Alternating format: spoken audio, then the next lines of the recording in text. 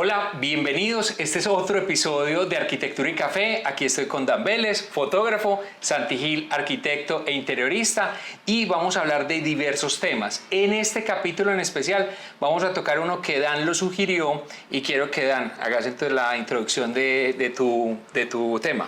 Pues una de las cosas de las que yo quería hablar es cómo la naturaleza está volviendo a ser parte esencial de los diseños arquitectónicos, tanto en interiores como en exteriores. Y pues esto empezó porque estábamos haciendo como una remembranza de lo que era la arquitectura colombiana, y pues la arquitectura colombiana era una casa con un solar gigante, casi siempre un patio central muy lleno de naturaleza, y de un momento a otro esto se perdió, se convirtió en una arquitectura muy monótona, muy de ladrillos, muy de concreto, pero nuevamente en los diseños actuales se está volviendo a retornar ese tema de la naturaleza en la parte del diseño. Y tienes toda la razón, es una parte importante, por lo menos para poner en contexto siempre a las personas, porque uno con esta globalización tiene varios matices, y uno de ellos es contarles a los que no saben que este podcast está grabado en la ciudad de Medellín, sí, alias la ciudad de la eterna primavera. Entonces, nosotros en Medellín tenemos como un vínculo emocional, romántico, como de amor por el tema de la naturaleza, siempre lo hemos tenido. El verde nos ha acompañado por todo el capítulo de la historia de la ciudad. Es que no siendo más, sí, mira la bandera de Antioquia. La bandera de Antioquia, claro, es blanca y verde, sí.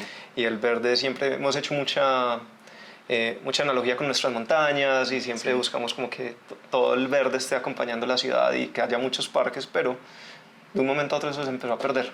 No, pero ¿crees que se empezó a perder o es que no lo hubo y se empezó a notar más? Yo sí te quiero hacer como un poquitico más de historia. Aquí los urbanistas me van a estar apoyando con sus comentarios. Y vengo con una situación. Resulta que sí, en este momento el verde está muy, muy en furor. No estoy diciendo que el verde no haya sido importante o no sea importante, el verde es muy importante, pero lo que hoy Dan para compartirle a todas las personas que me están viendo y escuchando es lo siguiente. Este verde que estamos viviendo hoy en día tiene un matiz muy diferente al verde de hace 30 o 50 años en la ciudad. Te voy a contar por qué.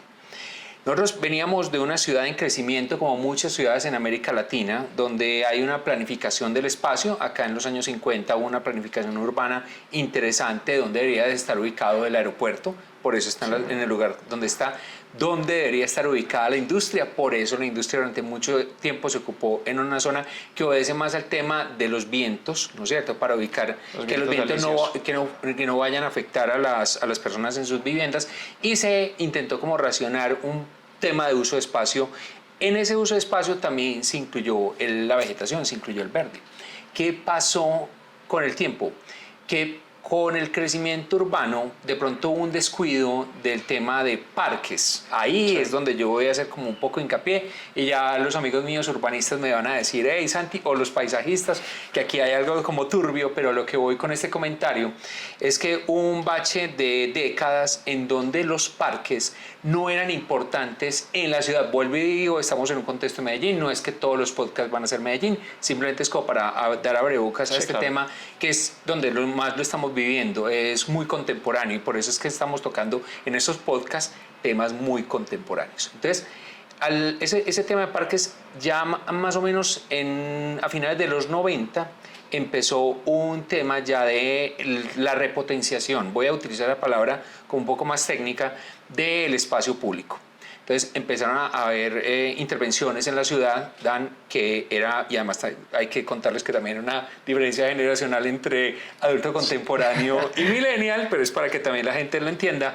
Donde yo te puedo dar un poquitico más de lo que me tocó vivir a mí, es el tema de los parques. Entonces apareció el Parque de los Deseos, apareció el Parque de los Pies Descalzos, esos no existían, eran lotes baldíos. Un lote baldío es un lote que no tiene características o carácter de nada y que la gente no lo está usando para nada, está ahí, eso es un baldío, ¿cierto? Entonces empezó esa transformación y empezó la repotenciación de espacio público, que aún hoy en día es una falencia total en metros cuadrados, porque eso se mide la calidad de vida también por las personas, se mide por metros cuadrados de espacio público. Las ciudades se miden también con ciertos valores, y en este caso la ciudad todavía no llega, todavía tenemos un déficit de espacio público. En Medellín estamos alrededor de 3 y pico por Esa por imprecisión, persona. si querés la podemos ahí con abajito, la buscamos para que no estemos acá nosotros, Sí, porque es hablando difícil barato. retener todo el conocimiento en el cerebro, entonces a ver, creo sí, que era pero me alrededor gusta de más la 3 y expresión. pico, pero- Ok, pero sí está, ahí lo podemos poner abajo Sí, claro. en los subtítulos. Entonces, a lo que voy con esta situación es que de ese verde, de esa añoranza de verde, también está el tema de una generación que es mi generación, que es la generación que vivió viendo a los papás cuidando las matas, vio a las abuelitas cuidando las matas y llegamos nosotros, mi generación, a decir no nos gustan las matas, o sea, la generación X, no nos gustan las matas. Entonces nosotros no cuidamos matas. Yo sí, a mí en lo particular sí me gusta, me quedé con ese saborcito de mi familia, pero la gran mayoría de personas de mi edad no quedó con eso. Luego de eso hay otra generación que es la millennial, que ya entró con un amor hacia las plantas. Entonces por eso hay un revival precisamente con el tema de las macetas, del cuidado de las plantas, de entender el tipo de plantas que son para interiores, para exteriores y demás. Y ahí, en ese matiz, empezó también a verse impregnada la arquitectura. Yo te estoy dando mi teoría, puede que la tuya sea un poco diferente. La mía tiene que ver más con un tema generacional, en donde ya las personas valoran, esa generación valora las plantas y por eso ya se les hace como necesario incluirla dentro de los proyectos y dentro de los espacios que habitan, porque no solamente es arquitectura hecha, también es arquitectura Sí, claro. también repotenciada o también mejoras de edificios. Eso sería. Es mi teoría, no sé la tuya, pues hasta dónde irá. No, es muy similar y es el tema de que antes se pensó tanto en el desarrollo urbano que se dejó de lado la parte ecológica. Pues, hubo una masificación tan grande en las ciudades, tanta gente entrando, que yo creo que ya la parte verde pasó a un segundo plano, donde no era tan importante, sino que había que era desarrollar la ciudad, cumplir con la demanda habitacional tan grande que había. Pero pues ya lo que vos decís, en este momento los millennials ya llegaron con otro chip, donde hay que cuidar la naturaleza, donde el aire importa, donde el ambiente importa, donde también es importante el tema de los ríos y pues el agua. Entonces ya se empezó a mezclar con el concepto también habitacional y ya vemos fachadas con mucha naturaleza. Ahí ha habido, por ejemplo, esta. Y se empezó a enfocar también en la parte verde que ya se había dejado tan rezagada. Ok, listo. Bueno, la mía también le voy a meter un poquitico más de saborcito y es que el verde siempre ha estado ahí, o sea, no es que es un recurso impuesto, o sea, no es como, ay, qué rico tener vegetación al interior de los espacios o llegó la necesidad de conectar con la naturaleza, sino que el verde ha estado siempre en la ciudad. Entonces, Sí. y aquí no es que estamos trayendo algo que está afuera, que eso pasa mucho y se impone, sino que eso ya estaba acá. O sea, es un tema del trópico que permite a nosotros tener una biodiversidad en todos los aspectos, incluyendo la parte vegetal. Pero eso lo vemos mucho en Medellín. Ajá, por si eso. vos te vas a Bogotá, que pues igualmente sigue siendo una ciudad en el trópico, pues que está en Colombia, la capital, vos ya ves que la naturaleza es casi inexistente. Pues tienen parques muy bonitos como el Parque de la 93 y hay unos edificios muy chéveres con mucha naturaleza, pero en su gran mayoría el contexto urbano es mucho ladrillo, mucho ladrillo, mucho ladrillo, donde un edificio está literalmente al lado del otro, o sea, prácticamente entre edificio y edificio hay que 2 metros, entonces que es casi que la reglamentación, pero de resto no es casi verde. En cambio, por ejemplo, vos ves en Medellín, vos miras por fuera de la ventana y entre cada edificio hay árboles, hay un espacio considerable. Entonces, pues, no solamente es el contexto ciudad, sino también contexto país, pues, en el que también influye ahí un poco. Bueno, eso puede ser una matiz, pero yo le quiero recordar entonces a las personas que nos están viendo y que nos están escuchando que Colombia tiene 9 climas, o sea, 9, no son... Sí, o sea, acá tenemos el cerebro super, hiper, mega compresor, eso nos enseñaron a comprimir todo y entonces nos dicen que solamente hay cálido, frío y templado, o sea, que no hay nada Sí, más. no, sí, Pero Colombia hay de tiene todo. 9 tipos de climas y microclimas tiene aún muchos más. Entonces, una de las situaciones cuando vos hablas del trópico, sí, Bogotá está en el trópico, pertenece a otro, exactamente, que es el bosque tropical nublado, que ese es como la cercanía o en donde se ubica que la cordillera, sí, exactamente, que se ubica en la cordillera oriental y que es de hecho la más vieja pues de las 3 cordilleras que tenemos en nuestro país. Pero hay una situación también con esto, Dan. Yo creo que en todas las ciudades de Colombia me voy a ir para, por ejemplo, Barranquilla o Cartagena, me voy a ir para la costa. Sí. Allá también, digamos así que la cercanía o la gente vive mucho la sombra del árbol, vive mucho el árbol, no estoy hablando de la planta como tal, sí, sino que ya además el tema del árbol, están los pájaros que siempre están ahí acompañando todo eso, ya hay como una cercanía con esos 2 elementos bastante fuerte, pero aún más sin embargo, en la arquitectura, como estamos viendo en estos ejemplos, que la arquitectura aquí en el trópico ha empezado a migrar, en el trópico central, para ponerlo más en contexto, ha empezado a migrar hacia la verticalidad y entonces empiezan a salir los jardines verticales. De hecho, te quiero recordar que Bogotá tiene el jardín vertical más grande de toda Colombia, entonces en un edificio residencial, para que veas el valor que tiene y que es atrayente, porque eso fue como lo vendieron el proyecto, o sea, también es un motivo de venta el tema verde. Pero nuevamente llegamos a que es algo que es ya más contemporáneo, sí, que ya es algo más actual, porque sí, hace 20 años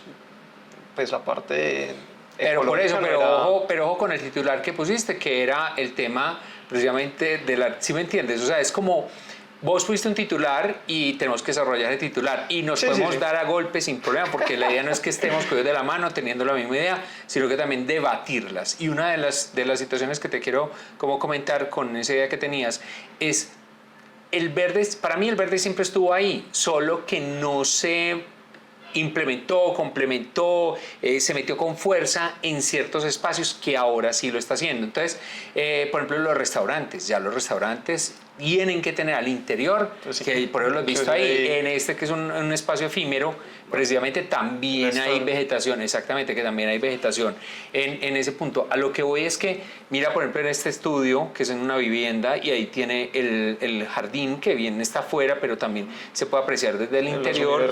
Exactamente, las fachadas y todo eso. Esto es lo que está pasando. Esto es lo que está pasando. Entonces, a lo que voy con esto, Dan, es para poderle comentar a la gente que esa situación de que estuvo ahí, pero que estamos sacándole provecho, es decir, que le estamos exaltando, haciéndola visible. Ah, sí, súper bien. Que le estamos exaltando, haciéndola visible, esta es la restaurante, haciéndola visible y todo demás, hace parte también de un tema de que la gente se sienta conectada con la naturaleza. O sea, no es, es que yo quiero tener vegetación por tener vegetación. O sea, para mí no es así. Para mí es, yo quiero tener vegetación porque hace parte integral del proyecto, porque me hace sentir bien como ser humano, porque me genera bienestar. ¿Sí ves? A ese tipo de actividades y actitudes son las que yo voy como viendo materializadas en la arquitectura. Sí, es que ya se volvió mucho más importante todo el tema espiritual también, de que vos te sientas conectado, que vos te sientas bien, todo el bienestar. Inclusive yo digo que eso también cogió mucha fuerza a partir de la pandemia. La pandemia te hizo sentir y valorar lo que es el espacio interior. Entonces pues ya no quieres un espacio interior que sea completamente gris, blanco, sino que quieres colores, quieres calidez, quieres naturaleza, quieres como sentirte bien dentro de este espacio. Y en gran medida también eso también viene de la pandemia. Sin embargo, volviendo al tema de Bogotá, lo que yo te decía es que, aunque aquí siempre estuvo el verde, en Bogotá, como es una ciudad tan grande, tan cosmopolita, que todo el mundo llegó y eso sí, esa ciudad sí tuvo una masificación enorme, digamos que el verde quedó tan relegado que en cierta manera se perdió por mucho tiempo. Y últimamente, pues ya que se está recuperando con este tipo de proyectos de jardines verdes, con jardines en fachadas, haciéndole fuerza a la reestructuración y la importancia de los parques, la protección de ellos. Inclusive mira que hace poquito también iba a haber una parte política que se iba a tomar este humedal que queda, ¿cómo es que se llama? Tiene un nombre alemán que no recuerdo, o astrohúngaro, para que quede más rimbombante el asunto. Es ese que, el Humboldt, creo, bueno, no me acuerdo. No.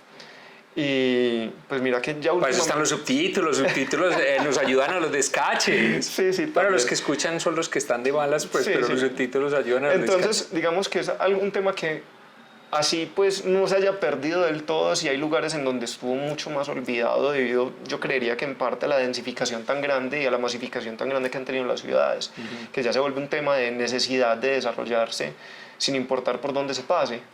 Inclusive antes decían que la naturaleza no podía impedir el desarrollo, pero pues es que el desarrollo tiene que ir de mano con la naturaleza también. O sea, no se puede dejar de atrás porque entonces ya el bienestar de la persona, cómo se siente, porque es que no digamos mentira, la naturaleza nos hace sentir mucho más tranquilos. De acuerdo. Pues se ve como en un segundo plano. Ok, yo voy a ahondar un poco en el tema porque las cosas, hace unos días hablé con un colega y me dijo que le parecía muy bonito las cosas que tenían como alma, ¿cierto? Sí. Entonces voy a ahondar con ese tema del alma, y es que la vegetación no deja de ser un ser vivo, ¿no es cierto? Entonces requiere cuidado, requiere atención. Entonces, por eso yo no quiero tomar esto de la vegetación como un tema de moda o un tema que genere gancho para vender un proyecto inmobiliario, sino que quiero ir como más allá, o sea, es el cuidado. Por eso te digo que en mi generación, cuando le regalaron una planta, a los 8 días ya no había ni planta y tampoco había recuerdo de que se tuvo, porque vuelve y genera otra planta, llega y otra vez vuelve y desaparece. Sí. Entonces, a lo que voy es que realmente las plantas tienen y merecen cuidado. Entonces, ahí hay un compromiso con todos estos proyectos que, si bien se ven muy agradables y se ven muy integrados con la naturaleza, hay que hacerles ese mantenimiento y hay que prever todo el cuidado que esas plantas necesitan.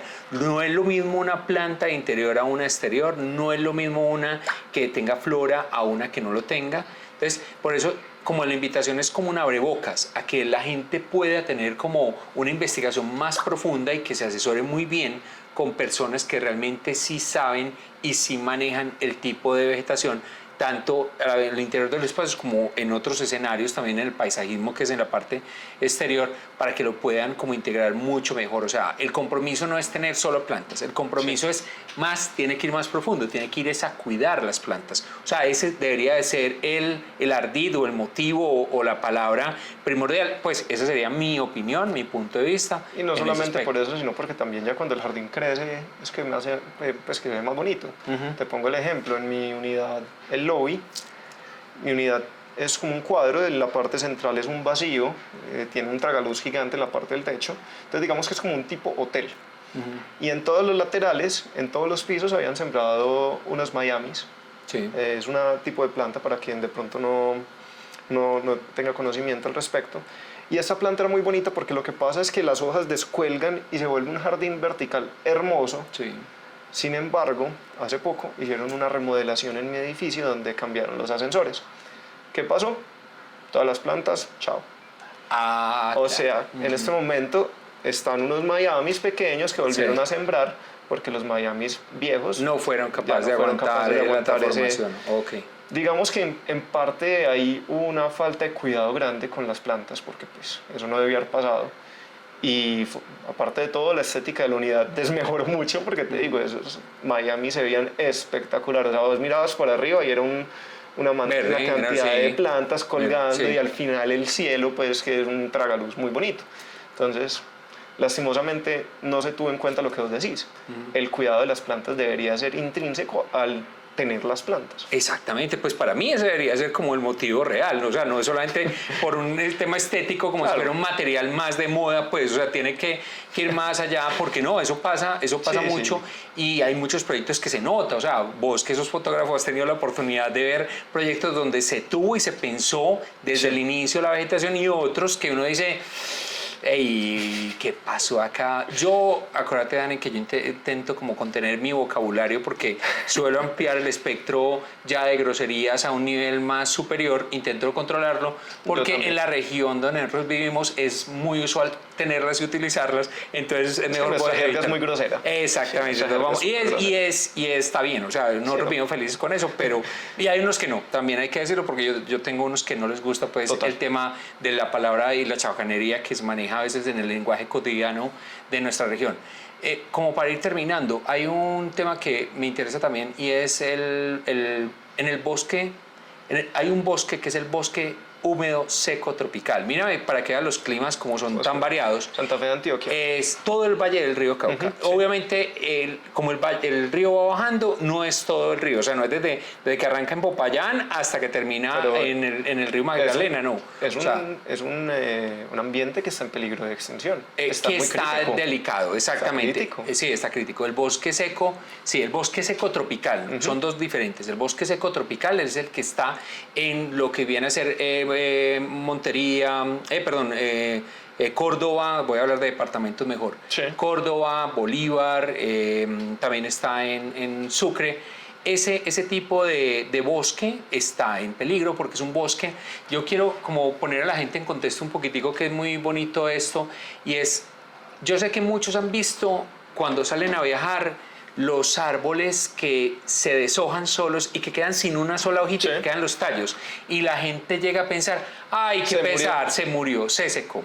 Ese árbol, Guayacán, por ejemplo. ese árbol es el árbol del bosque seco tropical y que es muy autóctono en Colombia. Lo que hace ese árbol es que es súper inteligente. Él dice, no hay agua, Chao entonces hojas. yo voy a optimizar recursos, entonces chao hojas, las suelta todas Sí. y cuando vuelve a recuperar el agua, inmediatamente empieza a Hermoso, embellecerse de nuevo. frondoso, sí. Y obviamente a medida que va subiendo, pues no conozco tanto la zona del Magdalena, pero por lo menos la zona que nos toca en Antioquia son las dos cordilleras, que son la occidental y la central, en ese que es donde está el valle del río Cauca.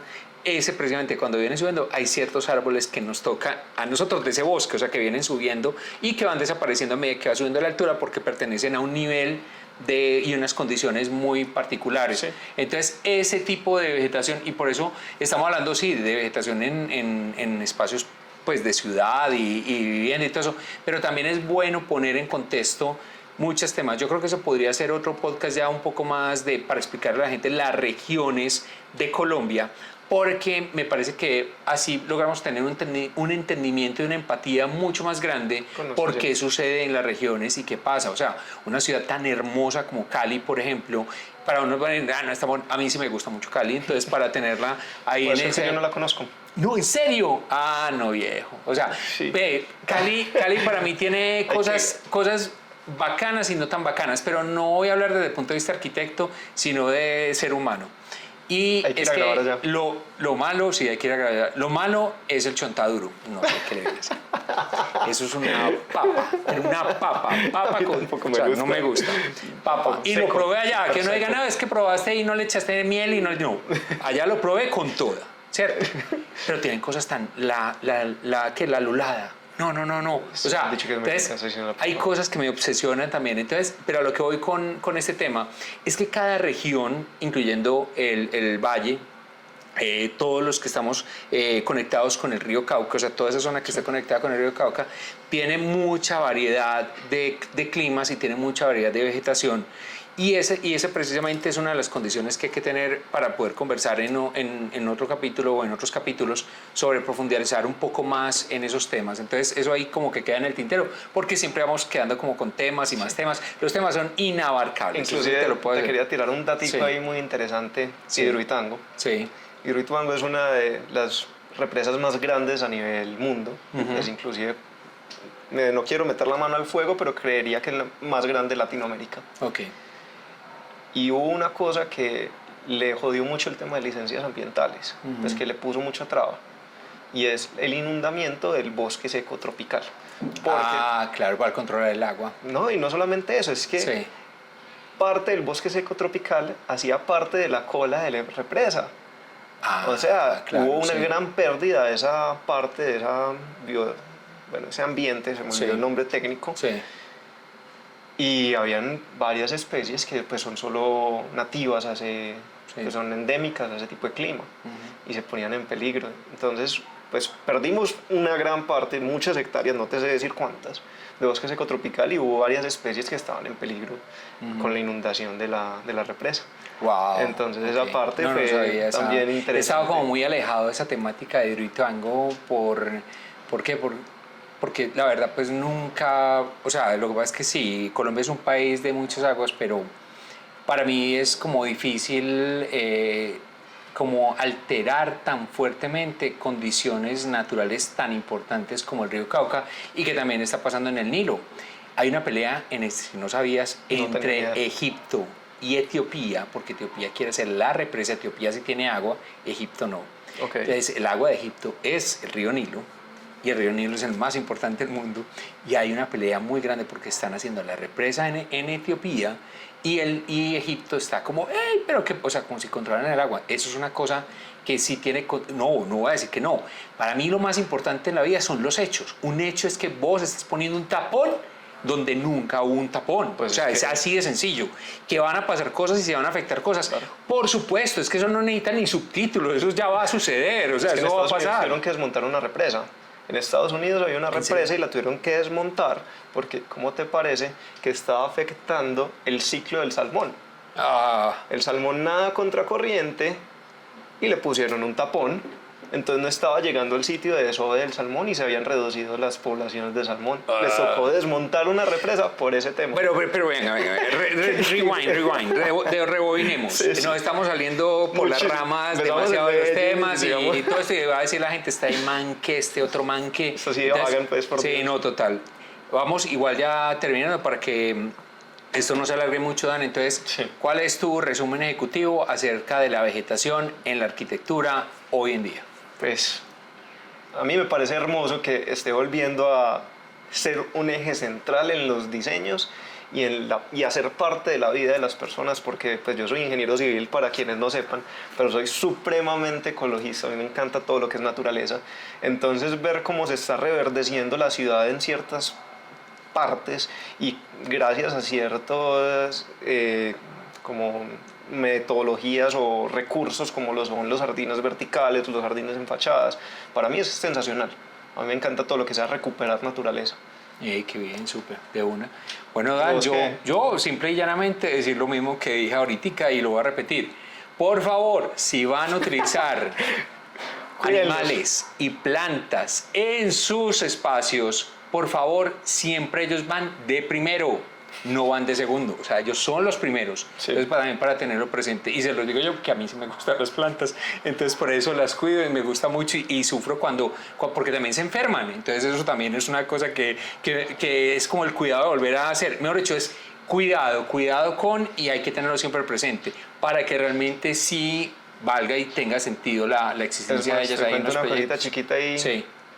de ñapa. Sí. Creo que me voy a meter en un proyecto de producción de una fruta, de una pasiflora parecida a la maracuyá, desde Brasil. Estoy hablando con un campesino en la Unión en este momento. Vamos a hacer pruebas para ver si nos pega esta pasiflora. ¡Ey, qué bien! Vamos a ver, va a ser muy interesante. No, y otro, ¿sabes que me gustaría también? El tema de las frutas. Colombia es el país de las frutas, pero el país, sí. O sea, es así de sencillo, el país de las frutas, hasta el maldito chontaduro de los infiernos. Pero eso es lo bueno de la vida, que es para todos los gustos. Entonces, una de las cosas, y con esto yo creo que ya terminamos, es entender, y dejo este datico para que la gente se eche la curiosidad, y es que el mango no es de América, el mango es de la India. Y en Colombia hay más de 40 especies de mangos. Y si dije mentiras, para eso están los subtítulos y toda la cosa, para que lo estoquemos ahí. Y el café tampoco es de acá. Y hay varias variedades de café. De hecho, mi favorito es el de la Sierra Nevada de Santa Marta. Cada uno tiene como su sabor favorito. El mío es el que se cultiva allá. Entonces, a lo que vamos con esta situación, Dan, es que se acabó este podcast. Mil gracias por todo. Saludos a todos. Y chao, nos vemos. ¿Ah? Tus redes. ¿Que para qué mis redes? Ahí las pones ahí debajo, todo ahí. Chao. Chao.